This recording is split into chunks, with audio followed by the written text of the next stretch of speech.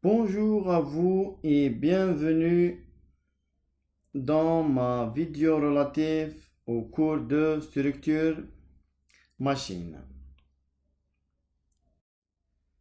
Je précise qu'il s'agit d'un cours qui rentre dans le cadre de l'information ou technologie de l'information et de la communication et pratique pédagogique au profit des enseignants universitaires nouvellement recrutés.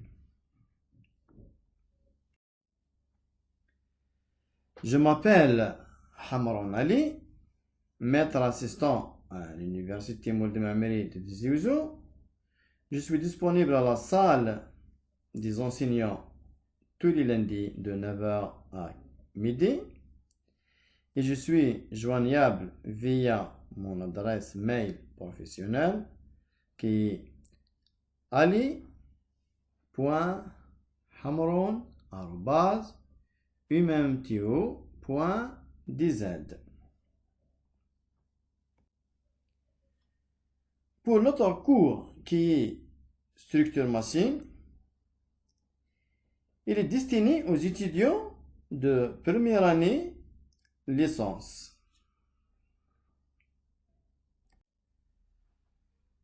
Ensuite, je dirais que ce cours est divisé en deux chapitres. On commence par une introduction. Après, nous passons au premier chapitre qui est consacré au système de numération. Ensuite, le deuxième chapitre qui est consacré à la représentation de l'information. Et on termine par une conclusion. La carte conceptuelle est un outil graphique qui permet d'organiser, de structurer et de relier les connaissances afin de faciliter la compréhension, l'apprentissage, la communication et prise de décision. Dans notre cours qui est structure machine, montre le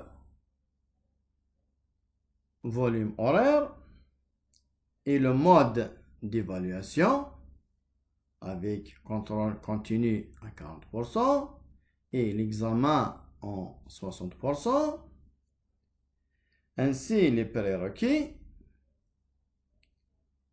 les recherches bibliographiques et le contenu du cours et les objectifs de ce cours. Dans les ordinateurs, les nombres manipulés sont exprimés dans le système binaire. Tout nombre, donc une combinaison de bits 0 et de 1, stocké dans un registre ou dans la mémoire. Les données sont introduites dans l'ordinateur, utilisant en général les systèmes décimaux ou hexadécimal. Ils sont transformés au sein de l'ordinateur en binaire. Il est donc important de connaître la relation entre ces différents systèmes de nombres ainsi que ses caractéristiques et les différents niveaux pour la description d'un système. Dans le premier chapitre, nous allons mettre la lumière au système de numération. La numération décrit la façon dont les nombres sont représentés. Ainsi, la numération permet de représenter un mot ou nombre par la juxtaposition ordonnée de variables ou symboles pris parmi un ensemble alphabet. Connaître la numération revient à connaître le mécanisme qui permet de passer d'un mot à un autre. Par exemple, le comptage, les différentes opérations, etc. Pour le deuxième chapitre, qui est consacré à la représentation de l'information, dans ce cas, c'est un peu le cœur de l'informatique et des sciences de l'info. En gros, ça désigne comment on code, organise et stocke une donnée pour qu'elle soit comprise, utilisée ou partagée, que ce soit par une personne ou par une machine. Et on termine par une conclusion.